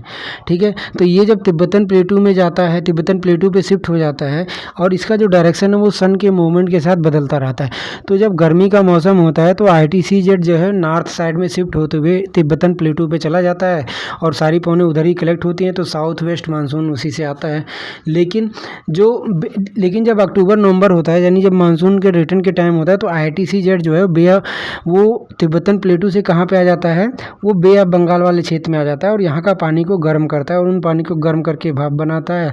फिर वो ऊपर उठती हैं, फिर उसके बाद ईस्टर्ली जो ट्रेड विंड होती हैं इसको इधर ढकेलती हैं कोस्ट की तरफ, और कोरियोलिस फोर्स के कारण ये राउंड डाउन करने लगता है। तो बे ऑफ बंगाल में जो साइक्लोन आता है वो किस मंथ आता है? अक्टूबर एंड नवंबर में आता है। ठीक है, और ये क्या होता है कि ITCZ का साउदर्न मूवमेंट के कारण होता है। यानी साउदर्न मूवमेंट का मतलब क्या है? तिब्बतन प्लेटू से बे ऑफ बंगाल में आ जाना। ठीक है, उसके बाद हमने ये जो ऊपर वाला क्वेश्चन दिखा था कि मई में जो ट्रॉपिकल साइक्लोन का रीजन है वो क्या होता है? वो सी सरफेस टेम्परेचर का नहीं होता। ये वाला साइक्लोन जो होता है वो तो ITCZ के कारण आता है, और ये जो मई वाला क्या होता है कि साइक्लोन आता है वो लोकल टेम्परेचर वेरिएशन के कारण आता है। क्योंकि दोस्तों इस समय तक सी का सरफेस टेम्परेचर इतना गर्म हुआ ही नहीं होता है कि वो इसके कारण आएगा। ठीक है, उसके बाद है कि एक क्वेश्चन है कि the frequency of landslides has increase in the Himalaya. Himalaya में जो लैंडस्लाइड है यानी भूस्खलन की जो घटना है वो लगातार बढ़ रही है। ये बिल्कुल सही स्टेटमेंट है। हम देखते हैं कि यहाँ पे कभी उत्तराखंड में, कभी चमोली में, कभी किसी डिस्ट्रिक्ट में भूस्खलन होता रहता है। और रीजन क्या दे रहा है? There has been large scale mining in the Himalaya in recent year. हाल के दिनों में हिमालय के क्षेत्र में बहुत सारे माइनिंग के कार्य होते हैं। तो ये इसका बिल्कुल सही रीजन है। दोस्तों जब माइनिंग किया जाता है तो ड्रिलिंग की जाती है, तो ड्रिलिंग करने से पहाड़ों में क्या होता है? क्रैक्स क्रिएट होते हैं, और फिर वही क्रैक्स धीरे धीरे बारिश धूप के कारण जो होते हैं वो कमज़ोर होते रहते हैं और फिर कभी कभी वो क्या होते हैं? गिर जाते हैं। ठीक है, उसके बाद है साइक्लोन। उसके बाद एक हमारा क्वेश्चन है कि cyclones are most frequent in coastal area bay of Bengal.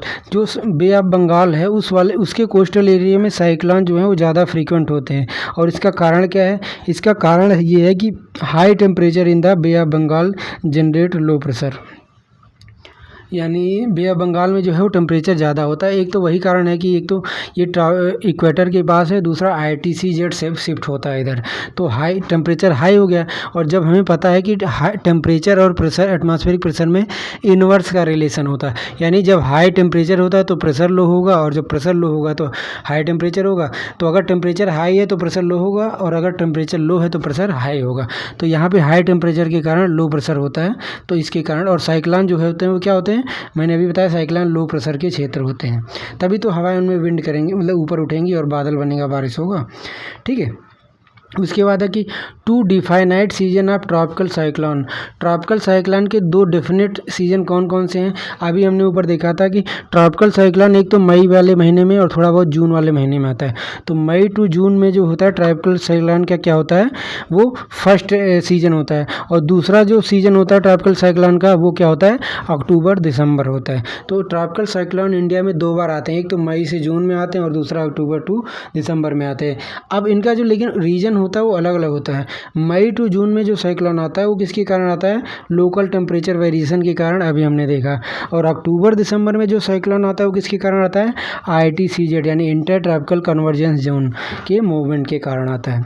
ठीक है, उसके बाद east coast is most prone to cyclone than western coast. India का जो ये वाला कोस्ट है इस पे साइक्लोन ज़्यादा आते हैं in comparison to east coast पे। तो ये ऑब्वियस है, हम बार बार सुनते हैं कि ज़्यादातर साइक्लोन इंडिया में कहाँ पे आते हैं, उड़ीसा में आते हैं, आंध्र प्रदेश एंड तमिलनाडु में आते हैं, ठीक है, बे ऑफ बंगाल में। तो ये पहला स्टेटमेंट तो सही है। तो उसका रीजन क्या दे रहा है कि eastern coast of India lies in the, एक मिनट, eastern coast of India lies in the zone of north east trade wind, ठीक है। जो ईस्टर्न कोस्ट है इंडिया का वो किस में लाई करता है, नॉर्थ ईस्ट ट्रेड विंड के क्षेत्र में लाई करता है। तो ऑब्वियस है, हमने अभी पढ़ा कि ये वाला क्षेत्र जो है इधर से नॉर्थ ईस्ट ट्रेड विंड आती है, तो नॉर्थ ईस्ट ट्रेड विंड के क्षेत्र में तो ईस्टर्न कोस्ट पड़ता है। पर क्या यही वो कारण है जिसके कारण जो है इंडिया में ईस्ट कोस्ट पे ज़्यादा साइक्लोन आता है? नहीं, ये बिल्कुल कारण नहीं है, ये दोनों कारण गलत है। क्योंकि ईस्टर्न कोस्ट पे साइक्लोन आने का जो रीज़न होता है वो मेनली ये दो रीज़न होता है, ठीक है। एक तो लोकल टेम्परेचर वेरिएशन और दूसरा होता है ITCZ का मोमेंट। तो इसमें ये ईस्टर्न ट्रेड जो नॉर्थ ईस्ट ट्रेड विंड है उसका कोई रोल ही नहीं होता है। तो ये स्टेटमेंट गलत है। तो सॉरी, ये जो रीज़न है वो रीजनिंग गलत दिया है। तो दोनों स्टेटमेंट जो है वो सही हैं, but R is not the correct explanation of A. और ये UPPCS का क्वेश्चन है, ठीक है। उसके बाद है Koyna region of Maharashtra is likely to become more earthquake prone in near future. दोस्तों, महाराष्ट्र में जो कोयना नदी है उस पर एक बांध बना हुआ है, कोयना डैम। तो उस बांध के कारण वो वाला क्षेत्र जो है वो अर्थक्वेक प्रोन है, वहाँ पे कई बार भूकंप के ट्रीमर्स जो है वो आ चुके हैं, ठीक है। मतलब कि भूकंप की घटनाएं मतलब कि आ चुकी है। और ये है जो एंथ्रोपोनिक जीन है, ये जो है मानव निर्मित भूकंप है, यानी मानव निर्मित आपदा है जो डैम बना के आ रहा है। तो कोयना रीजन में क्या होता है, डैम है उस पर भूकंप के लिए प्रोन है, ठीक है।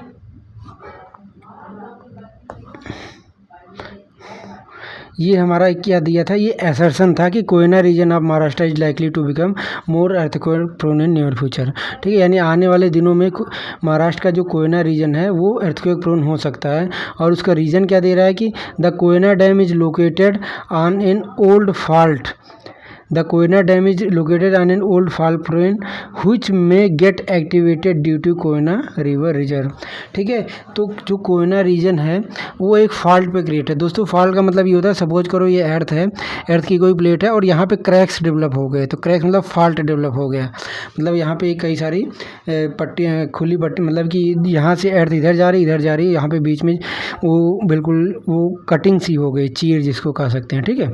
तो फॉल्ट वाले जो रीजन होते हैं, तो कोयना डैम जो फॉल्ट वाले रीजन में बना हुआ है तो उसके कारण क्या होते हैं कि वहाँ पे क्या होता है, और कोयना डैम भी है तो कोयना डैम में पानी की डेंसिटी ज़्यादा होती है, यानी वहाँ पे फोर्स ज़्यादा लगेगा। तो नियर फ्यूचर में वहाँ पे क्या हो सकता है, ज़्यादा भूकंप आ सकता है। तो इसका रीजनिंग बिल्कुल सही है और R is the correct explanation of A.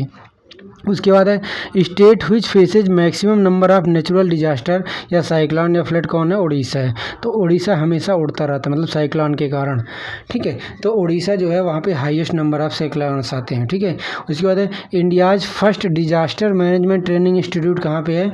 India का डिजास्टर मैनेजमेंट की जो ट्रेनिंग इंस्टीट्यूट है वो कहाँ पे है, महाराष्ट्र के लातूर डिस्ट्रिक्ट में है। तो महाराष्ट्र के लातूर डिस्ट्रिक्ट में इंडिया का डिजास्टर मैनेजमेंट ट्रेनिंग इंस्टीट्यूट खुला है, ठीक है, फर्स्ट वाला है। अब तो कई सारे हो गए हैं शायद। उसके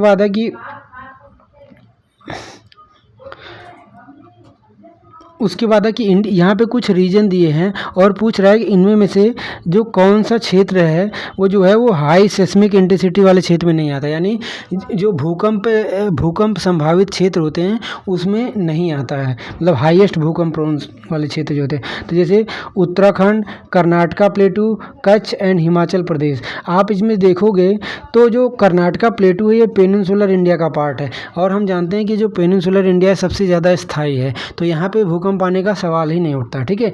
तो इन चारों क्षेत्रों में, उत्तराखंड में भी जैसी जाहिर सी बात है हिमालय वाला क्षेत्र भूकंप आ सकता है।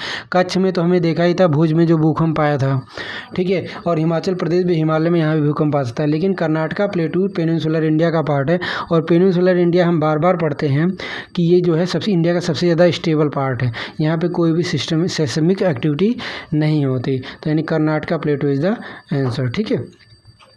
उसके बाद ये है हमारा जो ब्यूरो ऑफ इंडियन स्टैंडर्ड है, उसने इंडिया को 4 भूकंप क्षेत्र में बांटा है, मतलब जोन 5, जोन 4, जोन 3, जोन 2।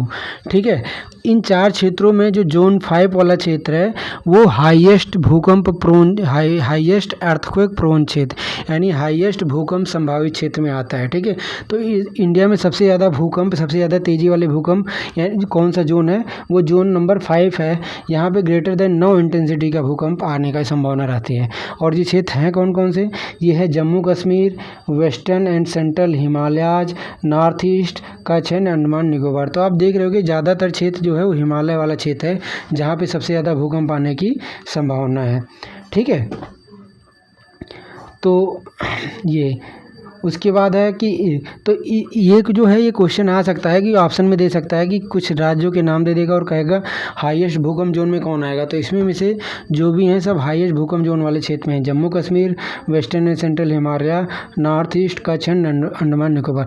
उसके बाद जोन 5 में कौन आता है दोस्तों, जोन 5 में जो है वो जोन 4 में जो है जोन 5 से कम इंटेंसिटी की भूकंप आता है। तो ये दिल्ली आता है अपना जो है। उसके बाद इंडो गंगेटिक बेसिन यानी उत्तर प्रदेश बिहार वाला क्षेत्र आता है ऊपर का।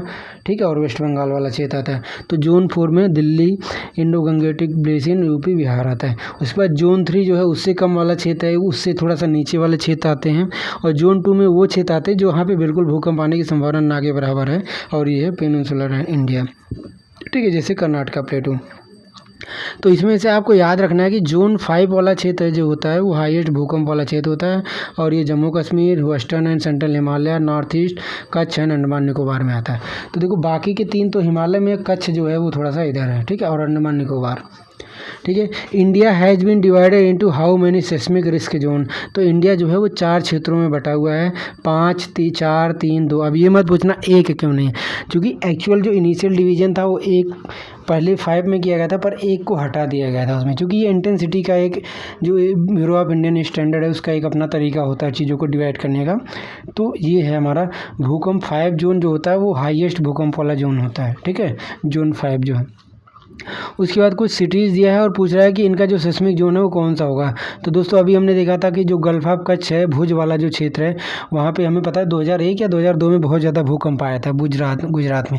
पूरी बिल्डिंगें गिर गई थी, बहुत ज़्यादा तबाही हुई थी। तो भुज जो है वो 3 प्लेटों के मिलान बिंदु पे है।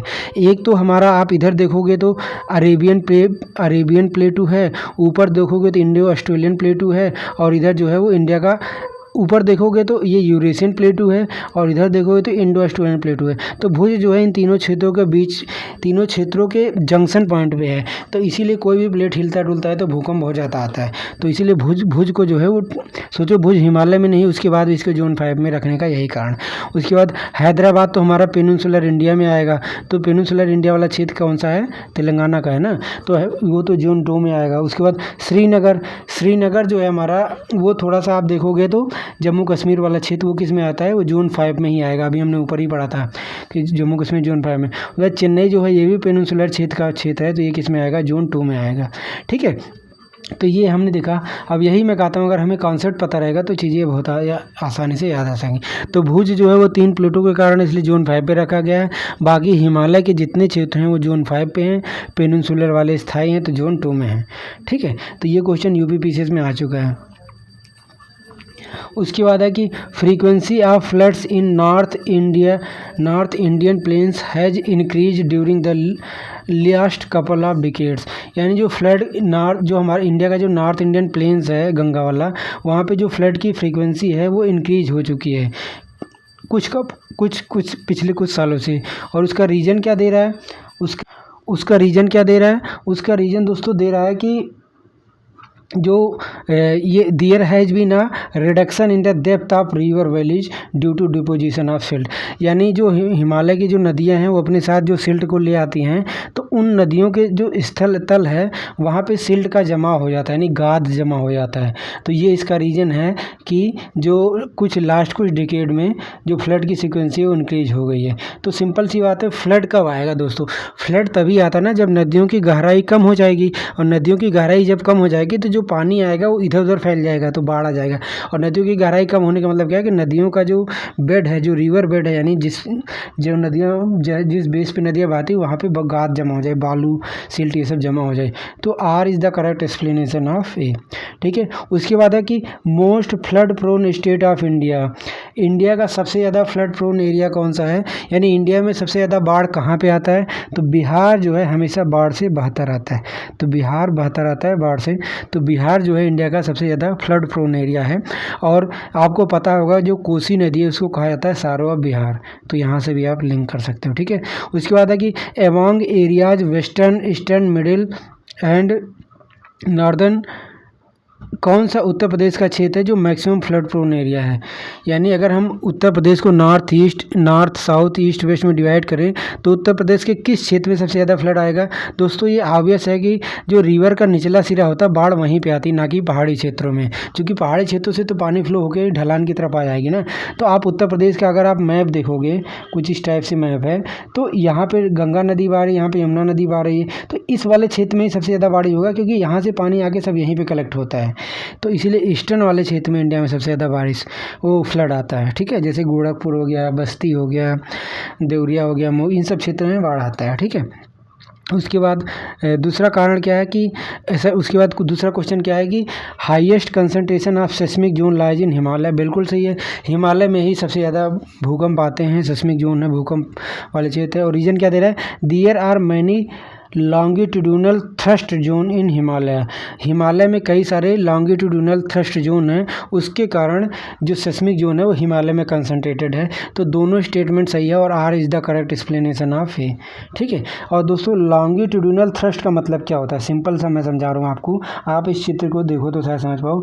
आप देखते हो हिमालय के 3 लेयर हैं, ग्रेटर हिमालय, मिडिल हिमालय, शिवालिक। तो इनके बीच ये जो प्लेट बसती है ना, ये क्षेत्र होता है, इसके कारण जो है एक दूसरे के बीच में जो प्रेशर क्रिएट होता है, थ्रस्ट क्रिएट होता है, उसी को हम लोग लॉन्गिट्यूडिनल थ्रस्ट कहते हैं। तो वो एक दूसरे में प्रेस का मतलब कि जो है, चूँकि हम और ये एक चीज़ और देखते हैं कि इधर से जो है हमारी यूरेशियन प्लेट आ रही है और इधर से इंडो ऑस्ट्रेलियन प्लेट जा रही है और हिमालय वाले क्षेत्र पे टकरा रहे हैं। तो इधर से ये आ रही, इधर से ये जा रही, तो बीच में थ्रस्ट क्रिएट होता है ना, और यही लॉन्गिट्यूडिनल थ्रस्ट होता है। तो यही, और ये एक दूसरे के ऊपर सरक रही है दोनों प्लेट, तो यानी प्रेशर क्रिएट करती है। तो ये रीजन होता है जिसके कारण हिमालय जो है वो हाई सेस्मिक जोन है। तो इसको चाहे ऐसे कह सकते हो कि there are many longitudinal thrust in Himalaya, जिसके कारण जो है हाईएस्ट सेस्मिक जोन की एक्टिविटी होती है। या फिर हम इसको ऐसे भी कह सकते हैं कि जो है इंडियन प्लेट और इंडो ऑस्ट्रेलियन प्लेट और यूरेशियन प्लेट आपस में टकरा रही हैं, उसके कारण जो है वो भूकंप आ रहा है। तो यही कहने का दूसरा तरीका है। तो लेकिन एग्जाम में जो दिया था वो लॉन्गिट्यूडिनल थ्रस्ट दिया था, तो इसलिए कन्फ्यूजन ना हो, क्योंकि वो उसका थोड़ा सा जियोग्राफिकल तरीका हो सकता है। उसके बाद जो हमारा ITCZ है, जो है हमारा इंडियन ट्रॉपिकल कन्वर्जेंस जोन, वो क्या है, सॉरी इंडियन का इंटर ट्रॉपिकल कन्वर्जेंस जोन, वो क्या होता है, हम बार बार पढ़े, वो एक लो प्रेशर जोन होता है, यानी लो प्रेशर गर्त होता है जो कि इक्वेटर पे होता है, और सन के मूवमेंट के साथ ये नॉर्थ और साउथ मूव करता रहता है। जैसे अभी आपने देखा था कि अक्टूबर नवंबर में ये क्या करता है, बे ऑफ बंगाल में आ जाता है, तो बे ऑफ बंगाल का पानी गर्म हो जाता है और हवाएँ गर्म होकर मॉइस्चर होकर ऊपर उठती हैं और साइक्लोन आता है। ठीक है, तो ये है हमारा रिलीजन। उसके बाद ये करंट अफेयर का क्वेश्चन था कि साइक्लोन तौकते कहाँ पर आया था, अरेबियन सी में आया था। सो दोस्तों आज की क्लास हम यहीं तक रखते हैं। आज हमने देखा जो इंडिया है, इंडिया में क्लाइमेट किस टाइप का है, इंडिया में जो रेनफॉल देखा, और साथ में हमने नेचुरल डिजास्टर को देखा। अगली जो क्लास होगी हमारी वो किसकी होगी, वो सॉइल से रिलेटेड होगी। दोस्तों तो अगर आपको ये वीडियो पसंद आता है तो प्लीज़ चैनल को लाइक करिए, सब्सक्राइब करिए और अपने दोस्तों में स्प्रेड ही करिए। ठीक है, बिकॉज शेयरिंग इज केयरिंग। और अगर आपका कोई सजेशन है तो आप प्लीज़ कमेंट में, कोई सजेशन या फीडबैक है तो कमेंट में मेंशन करिए, हम उसको इम्प्रूव करने की कोशिश करेंगे। ठीक है दोस्तों, ठीक है, तो नमस्कार।